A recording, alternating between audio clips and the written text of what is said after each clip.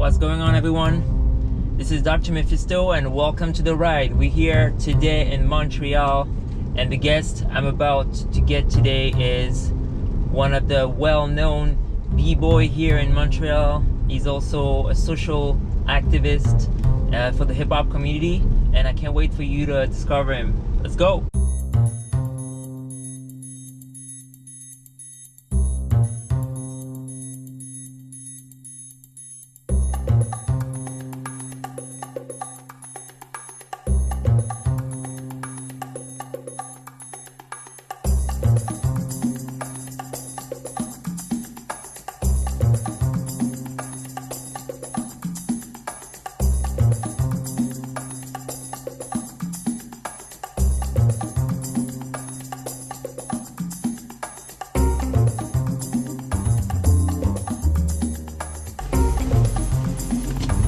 What up? B-boy afternoon. Yeah, what's up? Good? Good? Always, man. Alright, let's do this. 5:15. Alright, so like usual, quick introduction for people who don't know you, you know? Okay, well, what's up? My name is Bboying Afternoon. I've been doing street dance styles for almost 15 years. Hip-hop, breaking, a little bit of popping, locking, house. I organize a lot of street dance events in Montreal, and I'm a youth worker, so I do spend a lot of time teaching at schools, doing activities with youth, and that's about it. Yeah, so you also what's the shit, the festival? Oh yeah, Under Pressure. Under Pressure. Yeah, so Under Pressure is a festival that's been going on for 24 years now. It's an international graffiti convention, and within that festival, there's all the elements of hip-hop culture. It might be DJing, MCing, there's a lot of dance competitions, and of course graffiti happening throughout the weekend, along with different panels and parties for people to take part in. And it always happens during the week, so I can never come. I'm always very frustrated about this. Yeah, it's usually the maybe first, one day. the second week in August, from the Wednesday till the Sunday. So this year it's August 7th to 12th, if I'm not mistaken. Yeah, August 7th to 12th. And you said it's been how many years? 24 years. Yeah. Are you doing? Not me. I haven't been around the festival for 24 years. I see. So I got into the dance component, I think, in 2009 or 2010. I thought it was yours. No. I got into it. So before, what used to happen is that different people were taking part of different parts of the festival, and I think the last year before I got invested in the festival, because it was always a crew on crew breaking competition on the Sunday outside, and the last time I went, it was like either a popping 7 to smoke or a breaking 7 to smoke, and I was kind of disappointed because I was like, the community is used to always having a breaking jam, and it used to bring a lot of people together. So I was like, okay, I'm gonna shoot my shot and see if I can help out with the organization. So little by little I got in, first by just organizing the break competition on the Sundays, then MCing, and then actually making it now to be a full-blown dance event that's a component of the festival, where you have almost all the street dance styles. So from the Wednesday to the Saturday, there are battles in hip-hop, popping, locking, house, all-style battle, top rock, footwork, power move, 2-on-2 random pairing, 1-on-1, and then on the Sunday we have certain of the finals of the 1-on-1 styles, and then the crew-on-crew breaking battle. That's a long information. So let's take a step back, just for you to kind of explain where you come from, and maybe how do you start dancing, how you started your creative path and all that stuff. When it comes to dancing, I mean, I've always been around hip-hop culture, and mostly because of my cousins. They live in the States, so my summers used to be spent, a good part of them, just going to Long Island, going to Queens, spending time with my cousins. They would put me onto video games, music, and just show me a bunch of stuff. But dancing was never something that was in my mind. Growing up, I would see music videos here and there where you'd see breakers or poppers, and you'd be like, yo, that's hella dope, but that's reserved for a select few that I wasn't a part of. Till one day I was in college, I was studying computer engineering, I was playing basketball, and my sister came home and she was like, yo, I really think you would like hip-hop dancing, because that's what she was doing at the time. And I was like, man, what are you talking about? Dancing is for girls, man. I ain't got no time for this. And a couple of days later, she's at home and she's practicing for one of her shows, and she does a 6-step. And I'm like, what the is this? And she's like, yo, it's the hip hop classes I was telling you about. I was like, what? I need to sign up right away. So it was like towards the end of the semester where she was taking classes. So the next semester I signed up right away, and then I just started dancing. And I didn't even actually start with break. I just started doing like hip hop and hip hop choreography. Wow. So how long did you do hip hop choreography? That's news for me right now. I did hip hop choreography from I think either 2003 and 2004 until 2009. Yeah, I did like Hip Hop International, World of Dance, all these things. We used to do shows. I danced with like this troupe called Dance Corps Troupe in the beginning.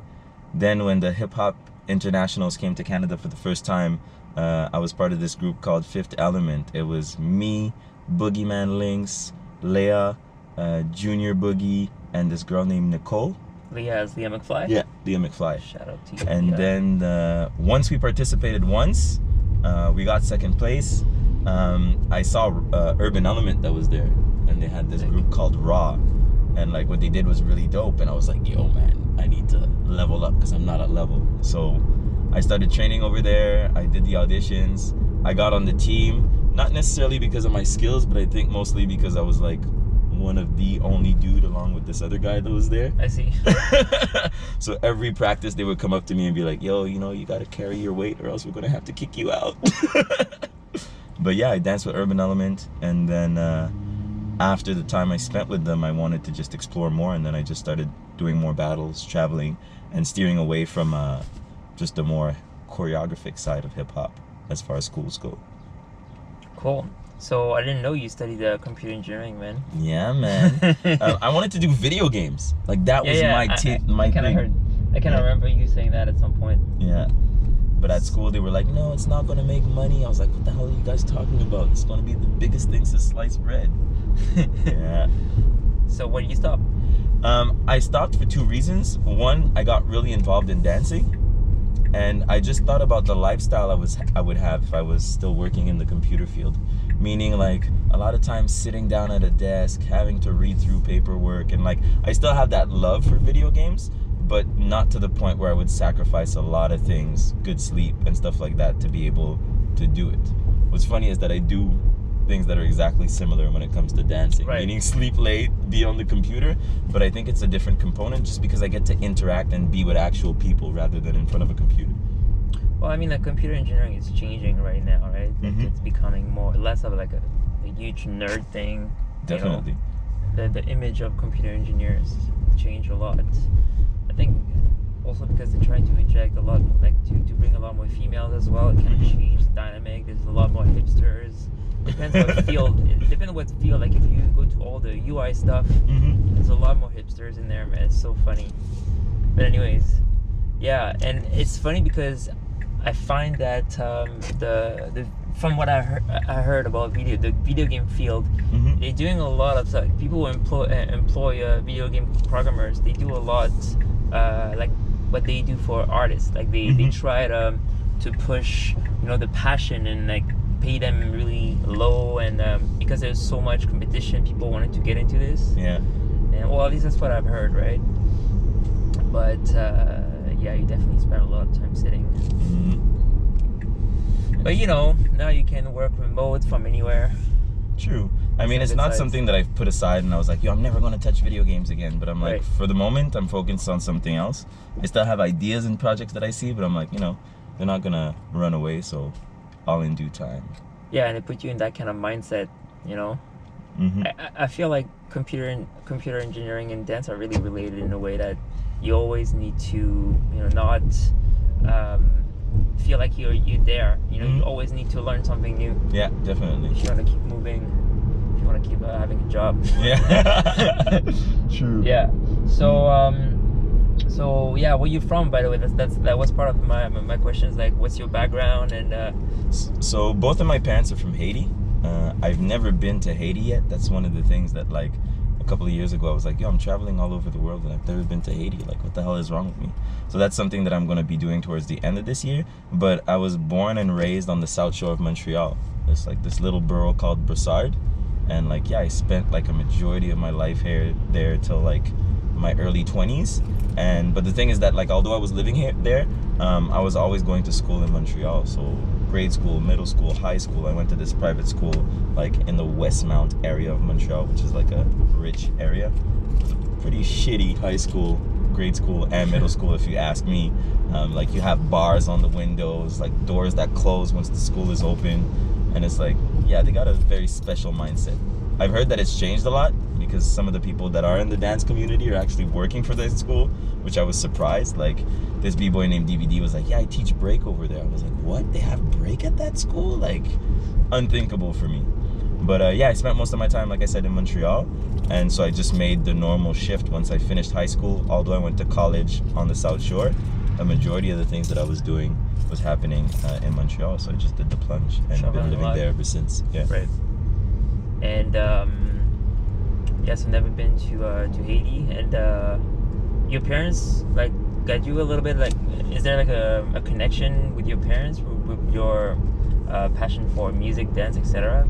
Is this something you share with them? So this is the thing that's interesting. Like, for a lot of like immigrant parents, like, you know, art is cool, but like, it's not the priority when you get into another country. They're like, yo, you can be one of 4 things. You can be a doctor, you can be a lawyer, you can be a priest. Like, those are pretty much the options that they give you, and everything else is like, what are you doing? Or an engineer.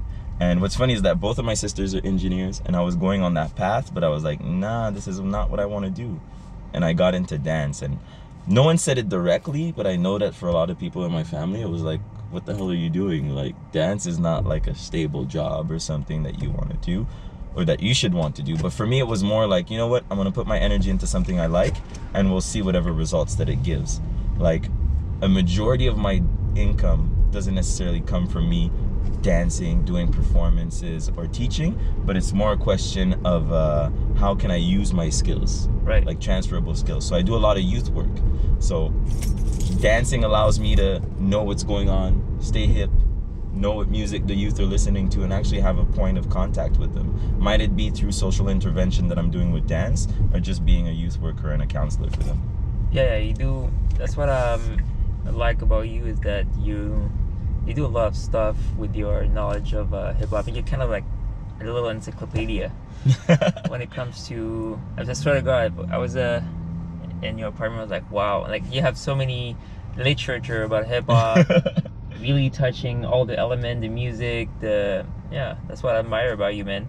Thanks. And yeah, like the fact that you're so involved in like the social part of hip-hop in Montreal. Yeah, it forces respect, and it's pretty cool. And so yeah, what's happening these days with you? Like, mostly, like, I've been spending a lot of time recently working with like First Nations community. I've worked with different companies where they bring you out to these communities and try for artists not only to share art with them, but share transferable skills that the kids themselves can use, whether it be in school or out of school. So I've been doing a lot of stuff like that, and then mostly working on what I really want to do in Montreal is open a hip-hop cultural center. So my vision of a hip-hop cultural center comes from like the travels that I've done, some of the spaces that I've seen. It's an idea that I've had for like over 10 years, but that now I'm actually putting action to. It would basically be a building with spaces for people to be able to create art, for people to connect, for people to perform, hold information, like whether it be a library, some art from artists that are either from here or around the world, and just sort of connect the community with a space that belongs to the community. For dancers, it's something that I say often. I'm like, yeah, we want to move forward, we want to do so many things, but for example, in Montreal, we don't have a space. We used to have Saint Luc's, that was kind of a space that people could use to be able to practice, but we actually do need, I find in Montreal, a space so that like street dance artists can actually practice and thrive, and not have to pay $5 every time you want to practice. Right. Like, you can't get amazing basketball players if they have to pay $5 every time they go and train and play basketball. That's nonsense. Yeah, and so what's your, so you say you travel a lot, right, for dance. Like, what's your position with respect to the country you live in, you know, in comparison to all the stuff that you've been seeing outside? What's your opinion on all that? Like, where do you see Montreal in the middle of all this hip-hop world? I mean, it's different because people see different things as what they know, what they understand, and what they've experienced.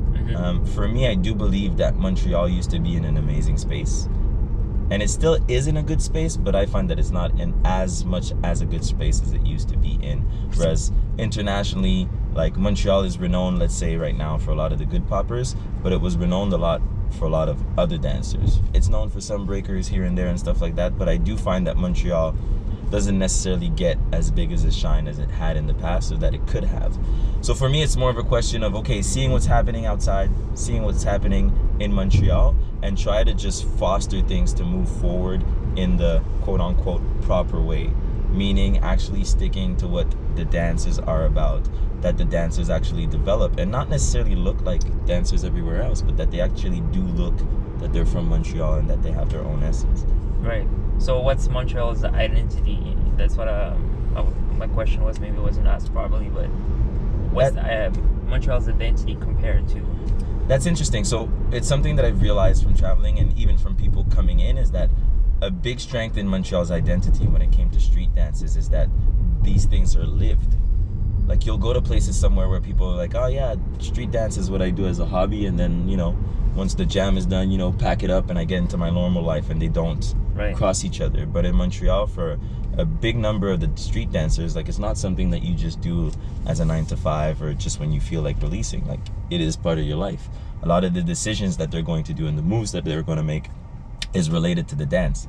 I remember 2 years ago, I went to Europe to just study street dance and do dance competitions, and it shocked me to see that, like, in some people's minds, they were like, yeah, I'm a street dancer, but to me it's just a job. Like, the cultural aspect is out of the window, meaning that for them it's just like a 9 to 5, you know, they'll learn stuff, they'll read about stuff, and they think that, like, knowing it equates to them being able to or taking space within the culture. And to me, coming from here, I'm like, yo, this is crazy. It's like someone that has, like, breaking skills, but that doesn't understand the culture. Like, to us, or to me, you're not part of the culture. You're just a dude that has skills. You understand what I mean? So it's like that fine line between having the skills and being able to do something and actually understand what it represents in your space within that culture. Yeah, because hip-hop is a little bit, when you think about it, like a little country. But like spread across the world, right? With people who associate with it and follow a certain, you know, a certain culture. It's like when you're French, like you eat certain stuff, you do certain things because you've been raised with this culture, and hip hop's the same thing. Like you've been raised with this culture, and even if you live, you know, I live like 3,000 kilometers from you. We meet in Montreal, and like we understand certain things, certain codes. Because there's points in common. Yeah. But I think that's what makes it interesting. Because it's global, you have people that come within the culture that don't necessarily understand or get those things.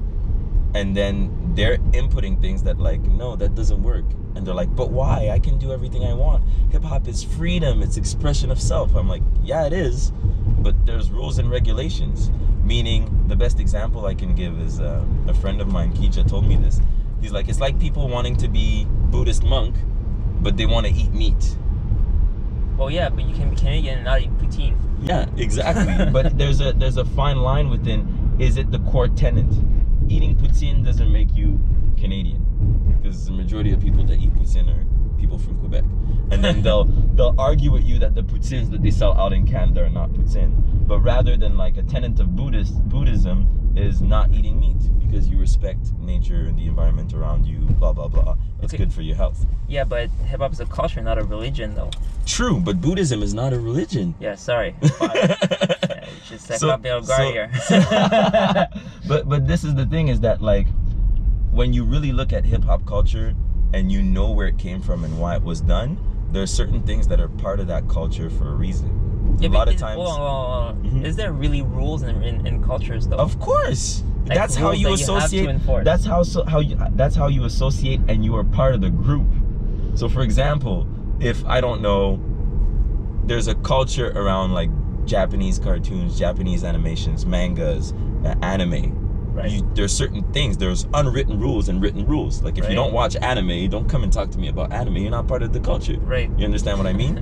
So there's these things that you end up learning by being around. And some of them, I'm sure you know, and you don't even think about it, because for you it's normal, because you've been around it. Yeah, but you talk about freaking purists. No, it's not even a question of purist. I'll give you the best example. I'll give you the best example of understanding what the culture is about. So you go to a party, a circle opens up, and people are ciphering. Are you just gonna walk through? So those are things that for you is super logical, and there's basic things like this, and then there are things that are a little bit higher, all depending how much you invest yourself within the culture. And that's what I mean.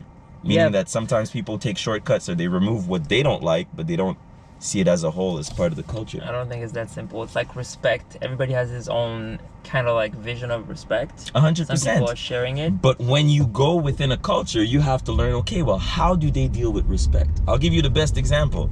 I went to a jam recently. I was like, yo, I want to call out the judge. And they were like, no, well, we can't do that. I'm like, what do you mean you can't do that? I came, I paid my money, I want to call out the judge. Like, let's go. Like, this is hip hop. Right. So for you to tell me that, like, I can't call out the judge, it's like, all right, then what am I supposed to do? Is it that everything that people get into the culture that makes them uncomfortable, we're supposed to take it out?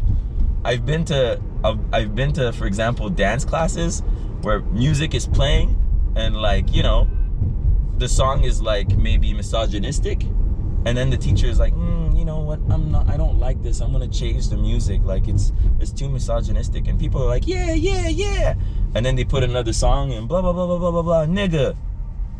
Everyone's white in the room. I'm like, okay, but so you choose what offends you within the culture, and you look at it from an outsider's perspective instead of taking it into context. I don't think anyone watches a movie or watches Game of Thrones, which I don't watch, and then there's a rape scene and they're like, oh no, I'm never gonna watch this. Maybe very few people. So this is what I mean, that you have to take certain things into context and really understand before you get into it, rather than just want to change things. And then at the end of the day, whatever happens in hip-hop culture is a reflection of society. So if you want things to change in the culture, change the things in society that are impacting the people that are making the culture. Right. I feel like we're getting into a really complex part of this, right? Like, I feel like me concentrated on the road that is pretty Montreal-y right now. The shitty streets of Montreal. And then try to come up with like a counter argument is pretty challenging right now. But I see where you're going with this. I definitely understand your point. I do think that it's complex. Yeah, I mean, never said it was something simple. And that's the thing, as the culture is going to grow, it's going to get more and more complex. But the thing is, are people willing to have these discussions that are often uncomfortable, or are they just going to be like, well, everyone do whatever you want, you know? Yeah.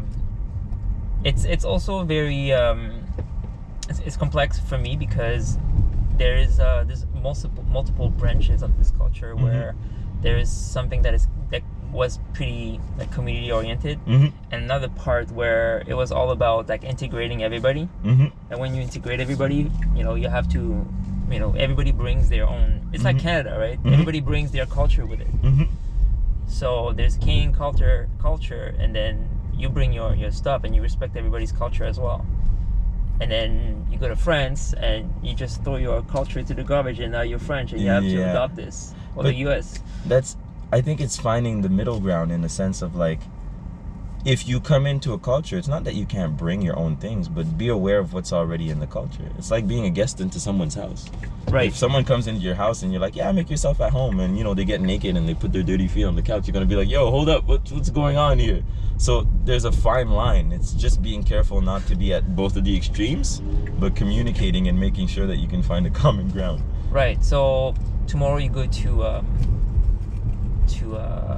battle in some, I don't know, imaginary authoritarian system where I'm just gonna start some bullshit stories right now.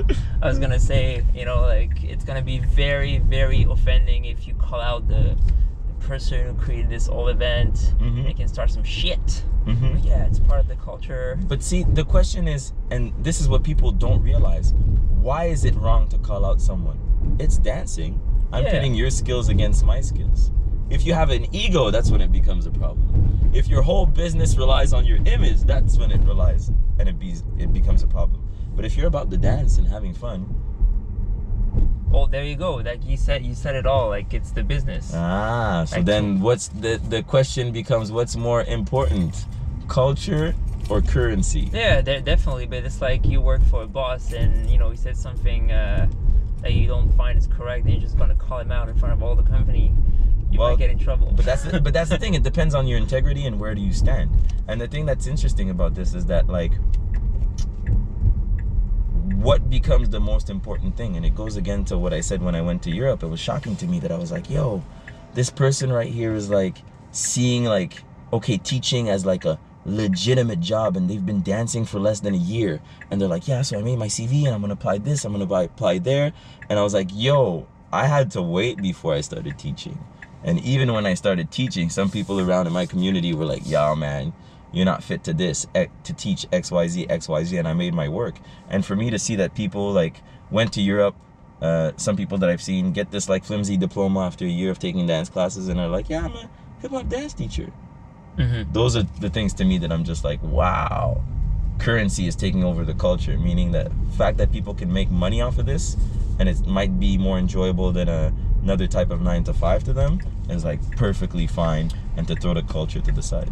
I'm gonna say this. I used to tend to agree with you, but certain recent events happen, like certain people I met that so basically for me, like being a DJ, you need to study before, try to like practice before you actually put yourself out there, and you know, to be like, you have some credibility and give people a good time. What am I doing right now? Is it blocked? No, you can turn right. I can turn. Okay. That's the crazy Montreal street. Yeah. So for me, you need to have like a certain degree. You don't have to be perfect necessarily, but at least you need to have to. You have to give some people, you know, their money worth, right? Yeah. I've seen people. I've seen a certain person I'm thinking about starting the complete opposite with no experience, and she just like dropped herself in the fire and learn it like the hard way, like failing and failing and failing, and then eventually she's becoming better, and respect built on this because you didn't quit. Yeah, 100%. You know what I mean? This is the question now. I'm not saying the approach, because there can be different approaches, but it's the reason behind the approach and how you're doing it. So if you're coming in really wanting to learn and you throw yourself in the fire, then fine, by all means. But for a lot of people, like I said, the optic that I've seen is not that like you actually want to learn, you just want to capitalize on it. That's it. Right. So you're going to shortcut the information and be like, you know what, the knowledge doesn't necessarily matter. As long as I can make some ducats with this, I'll take just what I need and keep moving forward. Right. And to me, that's the difference, because you'll have people, and you don't have a choice sometimes, where you just have to throw yourself in the fire. Throw yourself in the cipher, and then you'll learn. You'll get burnt. But there are some people that are like, you know what, let me shortcut this and just try to find a way to shine without having actually to do any of the work. But don't you find it's like a global global phenomenon? Just oh yeah, 100%. And it's something that I'm starting to believe, that like a lot of people are going to be like, oh no, what are you talking about? I don't think hip-hop is for everyone. I think everyone can participate and take part into it, but I sincerely don't think it is for everyone, because there are things that to me it's like, because people put the umbrella of like peace, love, unity, and having fun, which I agree with, but it's for a certain type of people. You know, for example, I don't go to the, I don't know, the Pride Parade and take up space. Technically, this is not for me. If I want to go there, I'm going to celebrate and support, but I'm not going to go in and dictate what happens. Right. And I think people don't keep that mentality when they deal with hip-hop culture. So many things I've seen, and people are like, well, you know, it's to make it more accessible for other people. I'm like, yeah, but you're erasing and trampling the people that made it happen. And often the people that made it happen are in shitty positions and places in life, you know? Right. So it's trying to find a balance, trying to bring that understanding and awareness that, of course, it's going to make a lot of people uncomfortable. And no one is like absolute of having any wrongs, but it's a discussion and things that need to happen. So to sum it up, what you're saying is hip-hop is not a democracy. Try to reestablish classes, right? It's not even a question. It's not even a question. Man, it's such a complicated topic, man. I do think that like, It's okay, you can say it, you know, it has to balance. Yeah, I'm not afraid of saying anything. There's the people, the higher class that makes the decision. No, not even. I think it's a balance between people who actually live and partake into it and people who benefit from it. And this is the thing that people have to be careful about. I went to a jam recently and some people were saying like, oh, it's not how it used to be. It was so different than what I'm expecting. I'm like, yeah, because the people are different. Like before at jams, people that were there were really people that were part of the culture. I'm sure you remember going to old hip hop shows. No one was faking it. Everyone knew what it was about and the vibe was different. But now that we're opening it up to more people, there's a lot of fakers and posers, which is not a bad thing. I mean, you know, you can come and welcome it. But when these fakers or posers are the majority and then taking the space, that's when it becomes problematic, you know? So it's, once again, finding the balance, having those discussions and finding the solution. I'm gonna ask a hard question. Shoot. Do you think one day hip-hop will have to go? Will have to like go? Like disco? You know what? I think it's gonna sound messed up, but I think it's already starting to go somewhere else. Because once the music doesn't serve the community that created it, something else is going to come. And you see it the same way blues, jazz, funk, disco, things keep evolving, the dance keep changing, something else is going to pop up. Maybe not in my time, but it's bound to happen for so many reasons. The world that we live in is changing. The technology that we have access to make music is changing, you know? So with that being said, maybe to a certain point, not the concepts behind hip hop are going to be irrelevant, because those are human concepts that have been there forever. They're artistic expression, but the way they're going to be expressed is going to be different. Because the new generation always wants to do something different to scare the old generation and call their own. That's why the new type of trap music, sometimes people are like, oh my God, it's disgusting, I hate it, XYZ, XYZ. But that's a reflection of the reality. Right. I know when I was listening to my music, people were like, what the hell are you listening to? All these bad words? Like, no, no, no. And now I go to a cafe and I hear some Wu-Tang being blasted. And to me, it's like, to people, it's like cool. But to me, I'm like, man, this is so surreal. You're like at a Starbucks and they're playing some Wu-Tang and people are on their computers and drinking their lattes and just like, damn, dog, it's trippy. Yeah, go to like countries like Sweden or something. Well, actually, yeah, Sweden's like that, man. Yeah. Not all the cafes, but it's interesting.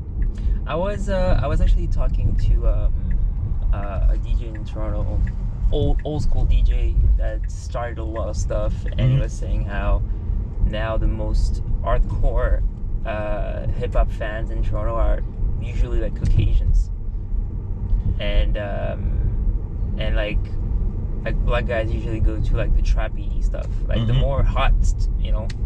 And you know that doesn't surprise me actually. There's a lot of this huge branch of nostalgic people that just want to stay in the old school hip hop movement, and I feel like Montreal is just, everybody's like that. It depends, and it goes again to what spaces do you have access to and where do you go to. So for example, just talking about the dance world, like, you know, there's a lot of street dance events in Montreal and competitions, and like, you know, they are how they are. But I know a lot of kids that dance, youth that dance, that are like super good, but that will never come out to these jams. Right. And you know, I invite them, I tell them, and like, nah, this shit is whack to us. It doesn't reflect our reality. So that's the thing, is that sometimes we don't see it because we're not in those spaces. It's as if I say like, yeah, you know, I don't know, yeah, there's not a lot of what do you think is whack for them?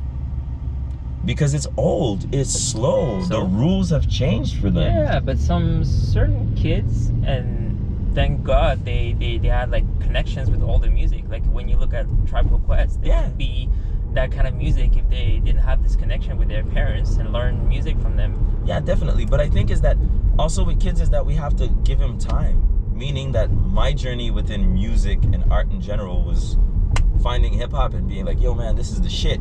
Listening to the music, consuming, and then moving back and learning about certain things. For example, me personally, I respect them, but I'm not a big fan of Run DMC. I like maybe 4 songs, and then that's it. You'll never catch me bumping an album and rah, rah, rah. But I went back and listened and be like, oh, yo, okay, this is dope, that is dope. So I think it's going to be the same thing for the kids of this generation. They're bumping their stuff. Let them have fun. They'll backtrack. Well, that's what happened. There's a lot of kids that are going back to like really, really old stuff actually right now.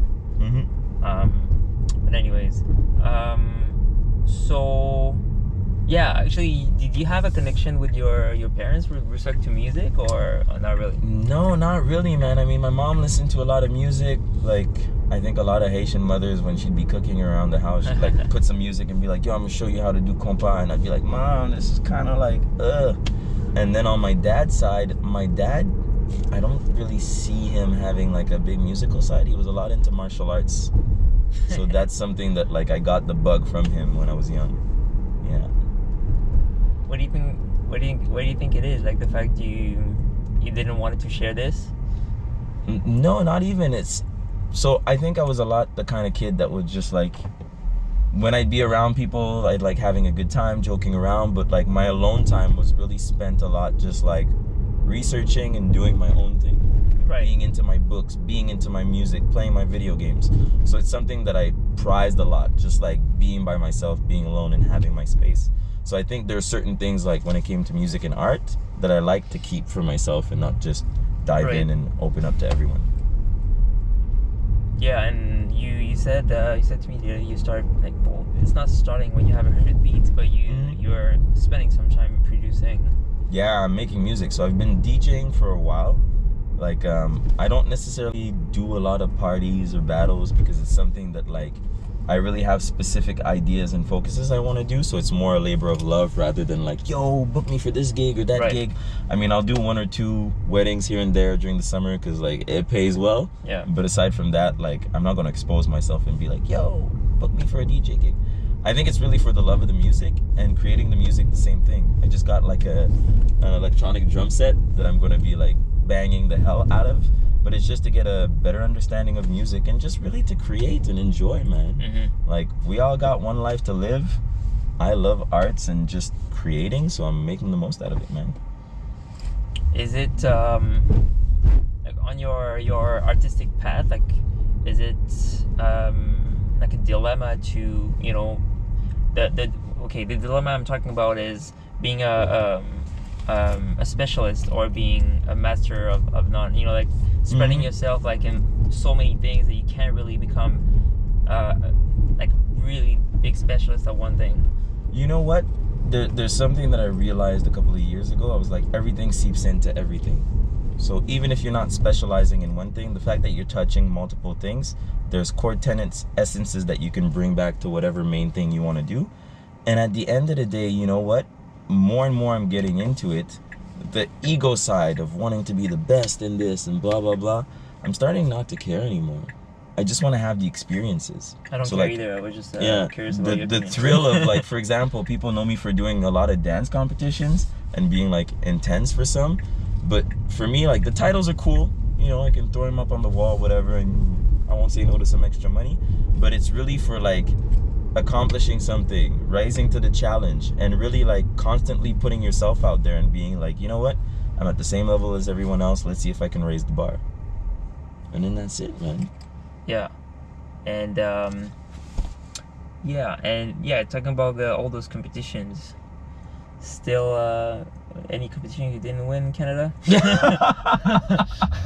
I wouldn't see it like that, man. I mean, for the past 2 years I've been competing less because I spent 1 year up north actually doing a lot of youth work and working on projects, and then the year before I was more in Sweden. I went to this special school in the woods. About this. Oh man. What do you want me to say that I haven't said already on my Facebook page? That it was bad. A lot of weird stuff happened over there. Like teachers were kicked out for claims of sexual harassment to this day that like I don't think they gave the students just due, in the sense of like explaining what happened, actually bringing those people to trial if it's something that did happen. Like I wasn't there, I don't know. And then from there the students just had to suffer. The school dealt with it horribly. The education was really not what I was expecting. Like I went there to study the basics back again, just train. They had this thing called the 5 styles, where popping, locking, house, breaking, and hip hop is what you're going to be training. And when I got there, there was the whole teacher dilemma and then the switch, and then I realized that like, nah, this wasn't it at all. Like I traveled so far when I had all the resources I needed in Montreal. So it's a lesson I got the hard way. And you said you were So you were supposed to get like refunded for the grant and try something else? Like, is that... So basically what happened is that when all that stuff started happening, I got a grant to be able to go there. Right. Shout out to the Canada Arts Council for that $10,000. It paid for all my expenses while I was over there.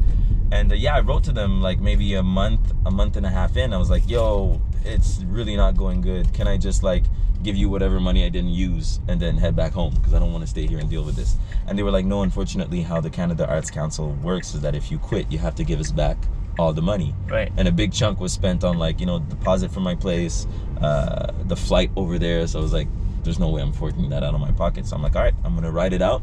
And they said, but once you run out of money, you don't have to overextend. If you don't have the funds, you can come back. So I was like, all right, I want to do the classes. I'm gonna be here till I run out of money, and just like, you know, no, not even like, because it was such in a secluded area of Sweden that like it was expensive just getting out, man. You're in the woods. Like you got to take a bus and a train to get to town. It takes you almost 2 hours. Wow. That's like how many? Maybe like 200. It's maybe like 50 to $30 Canadian you spend. So it's like, what, just to get out of town? Yeah, man. It's expensive, man. So, you know, when you're on a budget, you're like, hey, let me just chill in my room and practice. So, yeah, I finished the whole thing. And when I did my report of everything that happened through the year, I sent it in. And they were like, yo, we didn't know it was that bad, like sexual harassment and stuff. And I told them, like, yeah, even some people I know asked me about it. And like, being in good conscience, I can't recommend that place. Not only for the education and the experience that I got, but seeing everything that transpired around me. So then they were like, okay, we're gonna review this shit, and we're actually going to contact the Arts Council or the government out there, because this is some serious stuff. It's not just you being like, I don't like it, I wanna come home. That was like something serious. So I have yet to hear about them. I would love for them to be like, you know what, this is not gonna count as one of your grants. You can apply for something else. Right. And then I can actually focus on doing something maybe more local, not going out, but maybe bringing people that I want to learn from so I can benefit from it, and at the same time have the community benefiting here. And if you bring people, who are you thinking of? You know what? There's the usual names that like people always hear and people always see, but I do find that there's a lot of people out there that like have so much to offer, but because they're not in the eye of the community, or because they haven't won a bunch of competitions, but there's still like a shitload of resources these people have to offer.